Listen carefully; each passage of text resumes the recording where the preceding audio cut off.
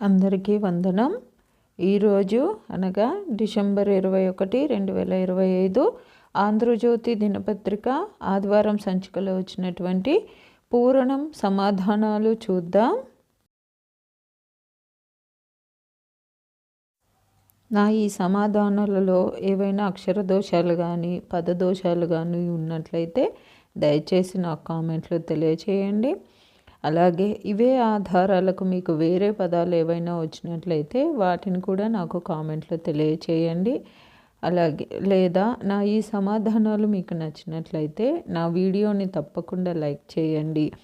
అలాగే పూర్తి చేసే మీ స్నేహితులకు మీ బంధువులకు షేర్ చేయండి.